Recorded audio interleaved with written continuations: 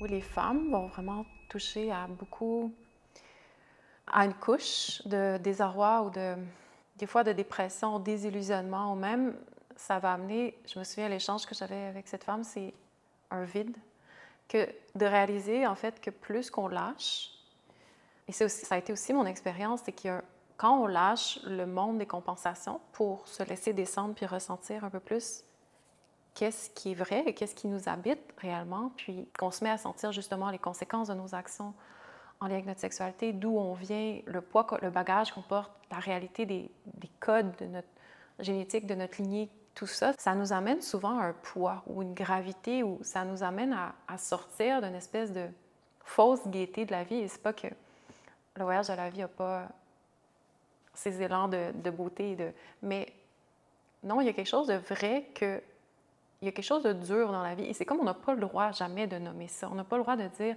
« Attends, il y a quelque chose qui pèse dans mon corps, dans ma vie. » Et puis quand j'arrête l'univers des compensations, qu'est-ce qui se passe? C'est que je vais sentir la vérité de ça dans mon corps.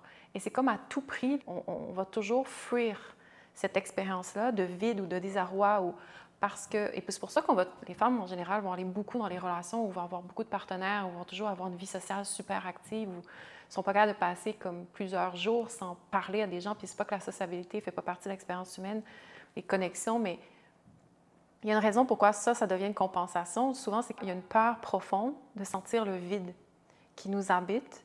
Et c'est pas pour parler que la femme, il y a une nuance, parce que la femme aussi, c'est un espace à toujours ouvrir et à créer. Je parle d'autre chose, ce vide, le vide de sentir. En fait, c'est la première expérience la plus sincère que tu peux avoir quand tu rentres à l'intérieur et que tu sens ce vide-là, de la déconnexion, en fait, de la déconnexion profonde à notre féminité, à notre pouvoir, j'ai envie de dire, au courant de la vie qui est supposé de passer naturellement. Dans notre réalité, on est supposé d'être dans cet état de connexion naturelle, puis c'est pas ça qui se passe. Ça fait longtemps que l'humain, il est plus, la femme est plus dans la relation profonde à la vie, puis tous les symptômes qu'on va voir, c'est l'expression de ça. Donc, ce qui se passe beaucoup, et c'est avec cette femme-là en particulier, l'expérience, c'était que oui, mais quand j'arrête de courir partout, quand j'arrête de me divertir dans toutes sortes de situations, dans mes relations avec mes amants, ou quand j'arrête de toujours me divertir dans les énergies de stimulation que ça va avoir, mes relations, dans les drames que je vis dans ma vie, ou dans tout ce que ça et qui est créé à un certain niveau, ce qui se passe, c'est qu'en dessous, il y a une autre réalité, puis j'ai peur d'aller là. J'ai peur d'aller sentir la véritable, c'est-à-dire la réalité qui est là, c'est-à-dire je sens un vide, j'ai peur d'être face à moi-même, j'ai peur d'être confrontée à ce vide-là, j'ai peur de sentir que de toucher à l'expérience du désarroi, c'est une expérience que personne ne veut aller voir, que personne ne veut aller sentir, que personne ne veut comprendre. C'est quoi l'intelligence de ça? Parce qu'on pense que c'est une erreur, on pense que something's wrong with me. Si je sens que ma batterie est à plat, que je ne vois plus le sens de pourquoi je m'en vais par là, ou pourquoi je fais ça dans la vie, ou pourquoi cette chose-là ou telle chose dans laquelle je m'étais engagée, ça ne fait plus tellement de sens, ça ne marche pas pour moi. Il y a comme, OK, mais c'est quoi d'abord qui fait du sens? Qu'est-ce qui fait vraiment du sens? C'est plus que je descends à l'intérieur de moi, plus qu'il y a comme un inconfort ou un malaise qui se révèle de plus en plus profond par rapport à qui je suis, au sens de la vie. Il y a quelque chose que je ne touche pas, puis j'ai peur d'aller sentir ce vide-là. Et ce vide-là, c'est la douleur la plus profonde qu'on peut ressentir en tant que femme. Et on ne veut pas aller là. On ne veut pas parce que c'est intense de sentir l'espace qu'on a toujours rempli par plein de choses. Des highs, des autostimulants, des croyances, des narratifs pour se tenir intérieurement dans notre expérience humaine, de dire « OK, c'est par là que ça se passe. Ah oui, mais s'il y a ça, c'est parce qu'il y a ça. » Puis on crée tout un construct pour éviter d'aller ressentir ça à la base. Puis, mais la porte d'entrée, et pour moi, c'est super important de le dire, quand on ne se laisse pas voir, ça ne veut pas dire que notre vie est supposée d'être cette note-là constamment, mais quand on ne se laisse pas avoir, et c'est pas de partir dans un immense voyage émotif et dramatique, mais le regard lucide au milieu de l'expérience, de dire « Attends, c'est quoi le sens de tout ça? Pourquoi je me sens si perdue? Pourquoi? » De sentir le poids que tout ce que j'ai vécu jusqu'à maintenant m'a jamais ramené à moi, et que ça a un vide. Il y a eu un vide qui a été cultivé puis qui a été creusé du fait que tout ce que j'ai dépensé ou du fait que j'étais perdue dans ma vie, en dessous, il y a un vide qui s'est creusé parce que ça ne m'a jamais ramené à moi. Donc, quand on lâche ces compensations-là et qu'on se remet à sentir, à descendre, et c'est ça que l'espace forcément, quand on est très, très courageuse, nous amène à aller toucher, on a vraiment peur d'aller sentir ça parce qu'on pense que c'est une erreur. C'est une expérience qui est vraiment viscérale, qui est difficile à nommer, mais c'est quelque chose qu'on redoute profondément d'avoir la relation et le contact et de faire face à cette réalité-là. Sauf que quand on vole, quand on se laisse sentir cette expérience-là, quand on ouvre l'espace et qu'en dessous, il y a quelque chose, en dessous du vide, de l'expérience du vide, il y a un énorme potentiel qui attend d'être compris, qui attend d'être reconnecté, qui attend d'être renoué.